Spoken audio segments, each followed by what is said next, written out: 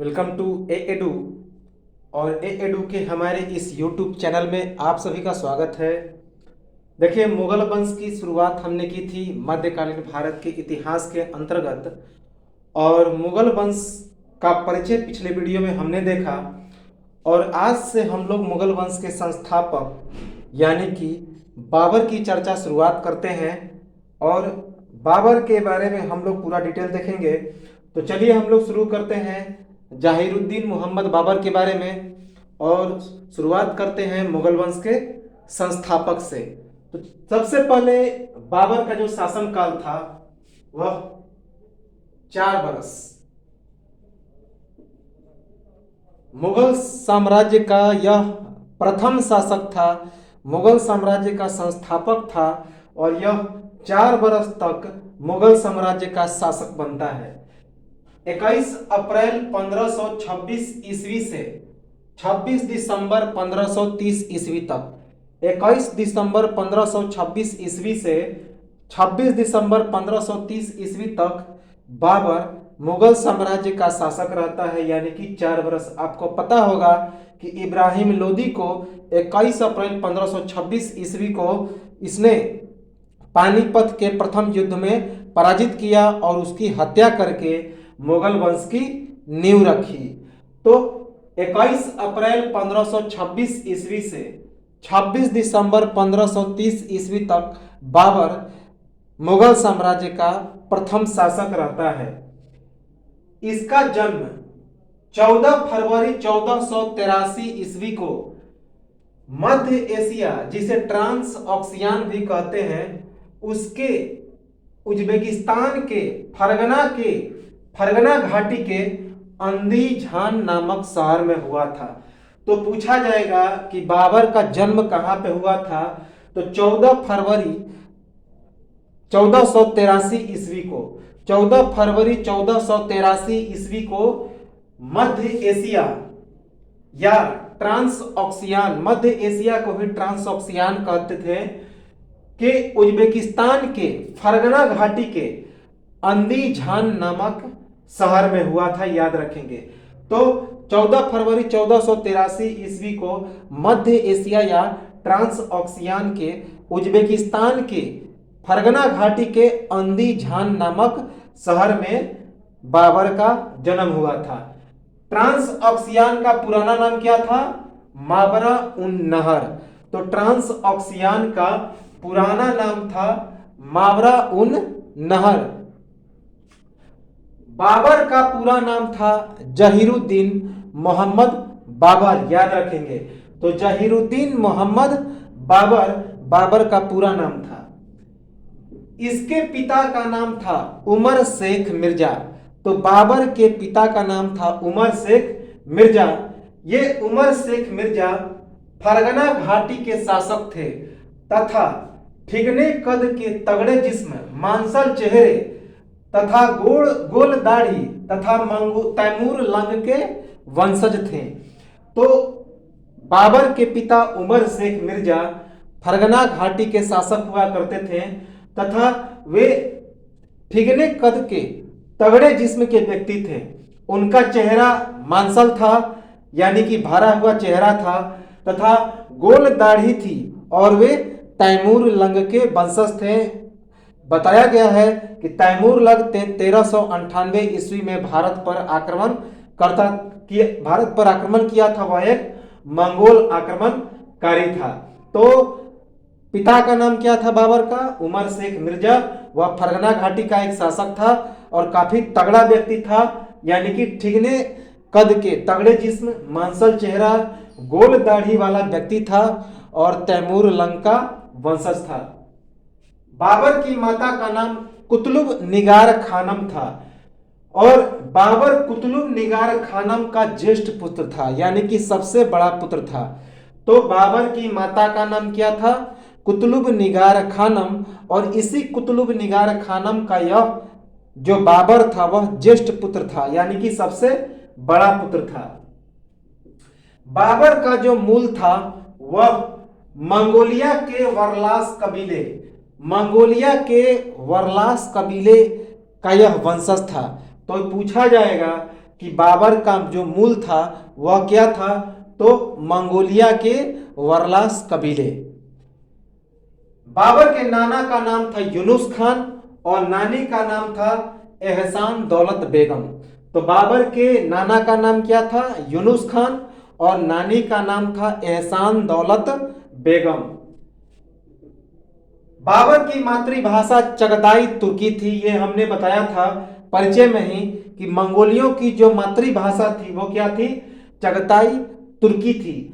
और बोलचाल की भाषा क्या थी, तो फारसी थी, यानी ईरानी थी, उज्बेकी थी। तो बाबर की मातृभाषा चगताई तुर्की, जबकि बोलचाल की भाषा क्या थी, फारसी थी। बाबर के गुरु का नाम था सूफी संत ख्वाजा उबैदुल्ला। ये आया हुआ प्रश्न है कि बाबर के गुरु का नाम क्या था, तो सूफी संत ख्वाजा उबैदुल्ला। तो सूफी संत ख्वाजा उबैदुल्ला बाबर के गुरु थे। सूफी संत ख्वाजा उबैदुल्ला। बाबर के 4 संतान थे। पहला हुमायूं जो बड़ा पुत्र था, दूसरा कामरान, तीसरा हिंदाल और चौथा अस्करी। तो बाबर के कितने पुत्र थे, 4 पुत्र। हुमायूं जो सबसे बड़ा पुत्र था और अपने राज्यभार के दौरान ही, अपने शासन के दौरान ही बाबर ने चारों पुत्रों को उनकी शासन व्यवस्था की जिम्मेवारी दे दी थी। यानी कि अपने शासन के दौरान ही हुमायूं को अपना उत्तराधिकारी यह घोषित कर दिया था और बाकी तीनों पुत्रों को भी अलग अलग क्षेत्र सौंप दिया था, जिससे कारण गद्दी के लिए कोई भी इनके बीच झगड़ा झंझट नहीं हुआ। तो इसके 4 पुत्र, हुमायूं जो बड़ा पुत्र था, कामरान, हिंदाल तथा अस्करी और तीनों पुत्र थे। बाबर पिता की ओर से 5वां संतान था, जबकि माता की ओर से 14वां संतान था। क्योंकि पिता जो था यह उमर शेख मिर्जा, वह तैमूर लंग का वंशज था, जबकि जो माता थी वह कुतलुब वंश की वंशज थी। तो माता की ओर से 14वां संतान था कौन, बाबर, जबकि पिता की ओर से 5वां संतान था। याद रखेंगे कि पिता की ओर से 5वां, जबकि माता की ओर से 14वां संतान था। बाबर इस्लाम में परिवर्तित हुआ तथा तुर्किस्तान को वास स्थान बनाया। बाद में इसने इस्लाम धर्म को अपना लिया और तुर्किस्तान को अपना रहने का स्थान बना लिया। तो बाद में बाबर ने किसमें परिवर्तित हो गया, इस्लाम में, और तुर्किस्तान को अपना वास स्थान यानी कि रहने का जगह बनाया। तो बाबर को कौन कौन सी उपाधियां मिली थी, तो पहला तो गाजी की उपाधि मिली थी। जब खानवा का युद्ध हुआ था तो उस समय, इसे आगे हम लोग खानवा के युद्ध के बारे में डिटेल में चर्चा करेंगे कि खानवा के युद्ध के समय बाबर ने गाजी की उपाधि प्राप्त की, मिर्जा की उपाधि प्राप्त की, बादशाह यानी कि पादशाह, जब इसने कलंदर 1507 ईस्वी में इसने बादशाह की उपाधि प्राप्त की। वो कहां पे, काबुल में। उसकी भी चर्चा हम लोग आगे करेंगे। कलंदर की उपाधि की जब पानीपत का प्रथम युद्ध इसने जीता तो बाबर ने कलंदर की उपाधि भी प्राप्त की। तो 4 उपाधियां बाबर को मिली। कौन कौन, गाजी खानवा के युद्ध के समय, मिर्जा, बादशाह और कलंदर पानीपत के प्रथम युद्ध के समय। तुर्की भाषा का यह प्रकांड विद्वान था। तो बाबर जो था वह तुर्की भाषा का एक बहुत बड़ा विद्वान था, इसे आप लोग याद रखेंगे। बाबर ने एक आत्मकथा लिखी थी, यानी कि खुद के द्वारा अपनी एक जीवनी लिखी थी एक किताब में। तो उस आत्मकथा का नाम था बाबरी नामा, या फिर उसे तुजुके बाबरी भी कहते थे। ये काफी इंपॉर्टेंट है। तो बाबर के आत्मकथा का नाम क्या है, यानी कि बाबर के द्वारा लिखी पुस्तक का नाम क्या है, तो बाबरी नामा, या उसे तुजुके बाबरी भी कहते हैं। इसमें बाबर के जीवन के बारे में संपूर्ण वर्णन है। बाबर ने खुद इस किताब को लिखा है और यह चगताई या तुर्की भाषा में थी। तो जो बाबरी नामा है यह कौन सी भाषा में है, तुर्की भाषा में, चगताई तुर्की भाषा में है, याद रखेंगे। चचेरे भाई मोहम्मद हैदर के अनुसार उस समय चगताई लोग असभ्य तथा असंस्कृत थे, तब उन्हें जाहिर उद दीन का उच्चारण कठिन लगा, इस कारण उन्होंने इसका नाम बाबर रखा। तो मोहम्मद जो जाहिरुद्दीन मोहम्मद बाबर था, उसका एक चचेरा भाई था जिसका नाम था मोहम्मद हैदर। तो चचेरे भाई मोहम्मद हैदर के अनुसार उस समय चगताई लोग असभ्य तथा असंस्कृत थे। तो मोहम्मद हैदर के अनुसार बाबर के समय जो चगताई लोग थे वे असभ्य थे तथा असंस्कृत थे, तब उन्हें जाहिर उद दीन का उच्चारण कठिन लगा, इसलिए उन्होंने बाबर के लिए जाहिर उद दीन शब्द को हटा दिया और केवल क्या नाम रख दिया, तो बाबर। याद रखेंगे कि बाबर जाहिर उद दीन शब्द को हटाकर क्या नाम रख दिया, बाबर। एक कहावत के अनुसार बाबर बहुत ही तगड़ा और शक्तिशाली था तथा सिर्फ व्यायाम के लिए वह दोनों कंधों पर दो लोगों को लादकर उन्नयन ढाल पर दौड़ लेता। एक कहावत था कि बाबर बहुत ही तगड़ा और शक्तिशाली व्यक्ति था तथा सिर्फ व्यायाम करने के लिए वह दोनों कंधों पर दो लोगों को उठाकर उन्नयन यानी कि जो उबड़ खाबड़ रास्ता होता था, ऊपरी ढाल वाला रास्ता होता था, ऊपर वह दौड़ लगा लेता था। यह कहावत कहा गया है कि बाबर इतना शक्तिशाली था कि वह दोनों कंधों पर दो दो लोगों को उठाकर ढाल वाले रास्तों पर आसानी से दौड़ लेता था। एक लोक कथा के अनुसार बाबर अपने राह में आने वाली सभी नदियों को तैर कर पार करता था तथा गंगा को उसने 2 बार तैर कर पार किया। एक लोक कथा है बाबर के बारे में कि बाबर अपने राह में आने वाली सभी नदियों को पार कर लेता था तथा गंगा नदी को उसने 2 बार तैर कर पार किया था। याद रखेंगे कि लोक कथा क्या है बाबर के बारे में।